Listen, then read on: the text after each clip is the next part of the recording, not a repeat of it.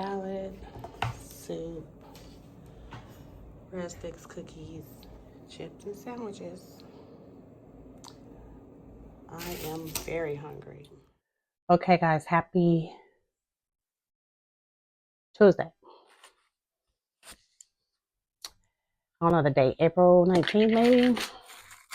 I don't know why I can't keep up with the actual date. So I think it is. Anyway, I'm gonna set up my lunch. This food came from a company called Schlotsky's. So it's just a deli sandwich. I'm so hungry.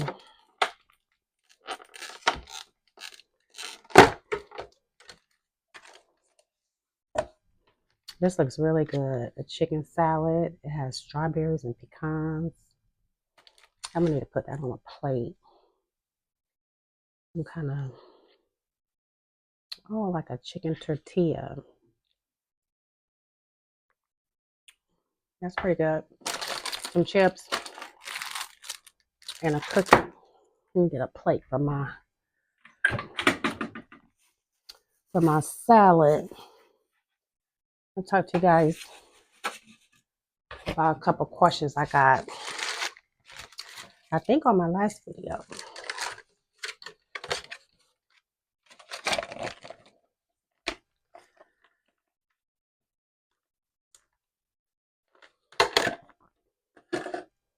Let's see what kind of dressing this is. I don't like the way it looks.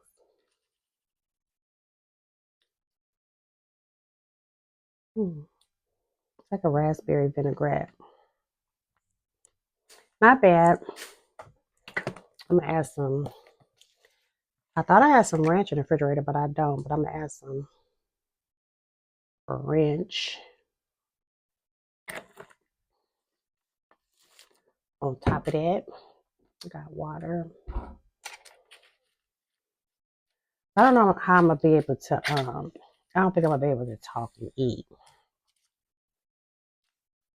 I ain't gonna be able to talk and eat, so I'll be back.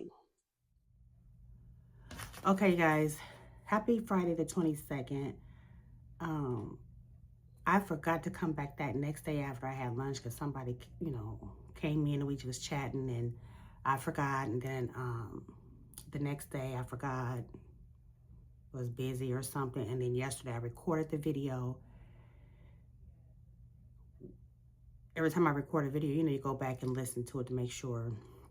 And I had on my microphone and the video was cutting in and out. Like I was talking and then for a whole minute or so, there was no sound, even though I was talking.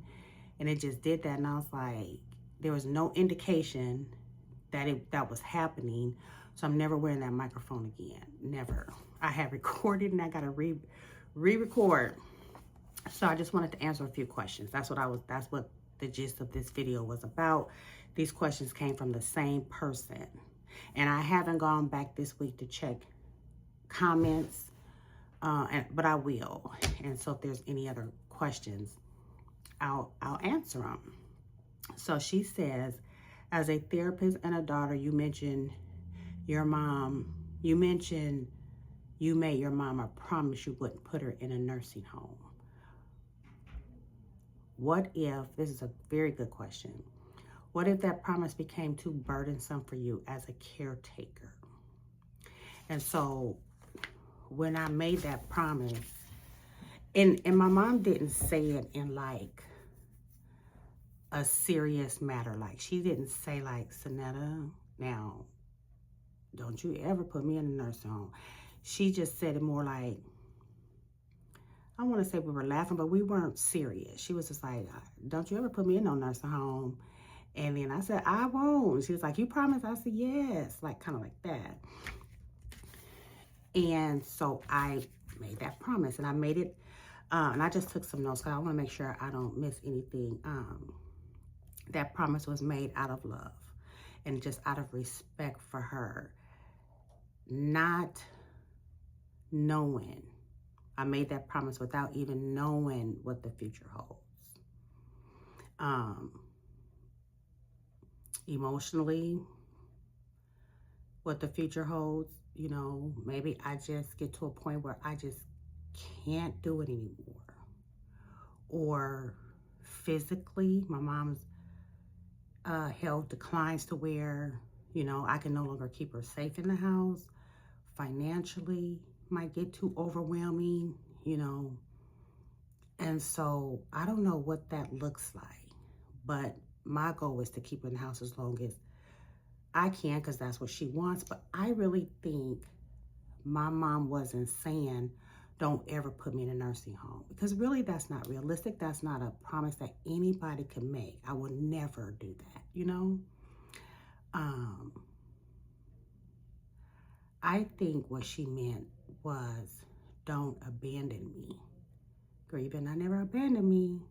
Because a lot of times when people get placed in nursing homes or in different medical facilities, they feel abandoned, right? I've heard horror stories where people don't even come and visit their loved ones once they get to the nursing home. And so as someone who is possibly facing that one day, that's a fear. Like, don't get me over there and then don't come and see me. So I really think in her heart of hearts, that's what she was saying. And so then I can make that promise that I will never abandon you. As long as I'm here, I will never abandon her. Because thinking about it, if she goes to a nursing home, she has her own room. I could decorate her room. I can bring in familiar items from home that the room looks, you know, she sees things that's familiar. Visit often, be an advocate for her health care. You know, just staying on top of what's going on, so there's no abandonment there. So that's basically what it comes down to. And we haven't had that conversation since. They did. My mom gets home from the hospital today. When I leave work, I go pick her up. Excuse me, they did suggest a nursing home. I don't know about long term or what, but they said they did all they can do for her there, but they feel like she needs 24-hour care. So I'm bringing her home, and we're going to do partial in-home health care. You know, relatives. Mom just basically needs somebody to come and sit with her. She needs help with showers now, but toileting and all that. She can still do that by herself, but it's best if somebody is with her. So I'll figure all that out coming up, but I do have someone calling me for the in-home healthcare to get that set up ASAP, like this coming week. So that's that. And then the second part of that question was, how do you still honor your mother and take care of yourself? I just basically take care of myself by knowing that I need to take care of myself. So I'm conscious of the fact that I need to exercise, I need to eat right, even though I'm off track. So I got to get back healthy in that regard. Not that I'm unhealthy, but it just doesn't make sense for anybody not to be exercising regularly and eating right most of the time, especially with our big old age. But and then the most number one thing for me is rest. I have to get rest. I'm in bed usually by 8:30, 9 o'clock every night, even though I'm not asleep right away, but I'm in bed. The day is shut down. I'm not really taking no calls, getting calls, none of that. I'm usually at home or where I'm going to be for the night. And then, so rest is really, really important, because if I'm not rested, then, you know, I mean, how do you feel when you're not rested? Maybe a little irritable, not focused. Like for my job, I have to be rested. I can't be tired coming in here and thinking I'm going to focus on these clients. And that, you know, my mom too, like taking care of her. Sometimes I get irritable. And I know maybe that some people will have a hard time admitting to that, but no, sometimes I get irritated, like, but it's all good. It's all good. I think that's just the human side of me and all of that, but how I honor her is taking care of myself so that I can properly take care of her. Hope that makes sense. And then she had another question. The same person. Do you have to train yourself to be able to push aside your own issues in order to be present for your clients? Did you have to train yourself? So basically what she's saying is, okay, and I had mentioned one time, I have this one person for an hour or 53 minutes in front of me, and I can't have any outside distractions. If I my phone is on silent, but even on that silent mode, you could hear a vibration or something. I just check to see if it's somebody like my mom, the hospital. Those are the only, these past 2 weeks, and that only happened like twice where the hospital called. Have to take that call. Anybody else, I cannot. Just glance, boom, keep it right here. I even took off my Apple Watch because it was distracting. If I get a text, I was, it was just way too distracting. So I just switched over to this watch. But, an analog watch. I didn't need that smart watch notifying me for every little thing. So I didn't have to train myself. Consciously, I didn't. But life trained me. And what I mean by that is just down through the years, I have gone through a lot of different situations, stressful situations, painful situations,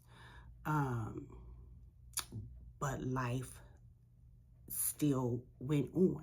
There were so many times I wanted to say, time out. How many of you guys have been there where you're like, I just need the world to stop for a minute so I can get it together, but bills keep coming. You still got to show up for work. You just still have responsibilities. Those with small kids, you still got to take care of those kids. And so I just naturally learned to, if I'm at work for 8 hours, this is where I am right now. Everything else that's going on outside of this 8-hour job has to wait. And I would just pray a lot and just press in so I could focus. And then when I'm off work, I could fall apart if I need to fall apart or do whatever. So I just that comes natural for me. So I don't usually get distracted when I'm with clients. These last 2 weeks were challenging. There was a few times I remember specifically where my mind drifted, but I quickly got back, focused, paying attention to what they were saying. So life can be challenging, and we all got jobs, or most of us, but we all have personal issues that come up. And so, yeah, I just learned it by experiences, basically, to answer, and I hope that answers your question. Another thing I do before I do see clients, because I have personal issues, right? I have to use grounding techniques. So there's different things you can do for grounding techniques just to kind of ground yourself, to get centered, to make sure your mind is in the present moment. I'll just sit for like 60 seconds and do some deep breathing between each client. And before they come, I get their file out, look at the notes that we had from our previous sessions, or look at the notes if they're a new client to see what they're coming for, because we usually get a general idea of what they're coming for, and then just get my mind focused on that. Nothing else is important at this moment but this person that I'm about to see. And so doing that grounding helps, reviewing their chart helps. But a lot of times my clients, like if we go over something last week and we prepared this week to finish up, their life took a turn, and so they'll come in with a whole new scenario. So I have to put a pin in where we were, and then now we're dealing with something else. It's something else. So even though they came for one thing, something else will come up, or they may have come for one thing and they're holding back, and now they're finally opening up. So now we're dealing with something else, right? So I have to be focused. I have to be paying attention. And my number one way to do that is just to stay rested. Make sure I am rested. And that's it. one of my videos, we talked about asking for help. And some of you did answer that question. How do you feel about asking for help? Some person in particular said that they don't like to, especially when it comes to their kids, they don't like asking for help with the kids. People don't like asking for help. If you asked for help one time or before and someone acts funny with you or something, like, and you can feel when somebody's acting a certain way. She was like, no, when I feel that, I don't ever ask again. I took some notes down too for this question, like why do we tend to resist from asking for help, or fear of asking for help? We don't want to be a burden. But 9 times out of 10, that's how we feel. The person that we're asking may not feel that way. They may welcome the request. It just all depends on who you're asking. And hopefully we all have a small circle of friends and family that we trust and love, and we can go to them if we need help, whether help with kids, help financially, help with a listening ear, help with cleaning up your house, anything like that. Hopefully we have some people in our life that we can go to for that. And everybody needs help at some point. If you don't need help right now, that's fine, but everybody at some point just needs help. And it could be something small or it could be something big. And then another thing I wrote down was fear of judgment, because depending on who you ask, you may ask for help for somebody, but that person will go and tell other people that you asked for help, and then that's kind of messed up. And I've seen it happen before. I've seen that happen before, and I've heard of that happening before. So you don't want to appear to be weak. You don't want to be exposed like you're having some financial issues, so you just don't ask anybody. But hopefully everybody has someone in their life that they can go to for help. You have to trust. Asking for help requires trust. Do you have people in your life that you trust? That's the main thing. Do you have people in your life that you trust? And then also the last point I wrote down was sometimes you don't ask for help because you don't realize you need help. Sometimes we get in a routine where we're just working, getting the kids ready for school, getting them out the door, working, come home, cook dinner, get their homework situated, get their baths and stuff situated, and then you're just on this routine, and you're just basically like in survival mode, and you don't even realize that you are either approaching burnout or you're burnt out. And how many of us have kept going when we're burnt out? We just keep it pushing. But there comes a time where we need to stop, take a deep breath, evaluate what we got on our plate, move some stuff around, ask for help if we need it. Anyway, that's all I got for that one. Like I said, my mom comes home today. It's Memorial Day weekend. I don't really have no plans. It'll just be good to have her back in the house. She's been gone for 2 weeks. 2 weeks and 2 days. And so, yeah. Let me know, as always, if you have any questions. I don't mind answering questions. And I'll see you guys in my next video. Bye.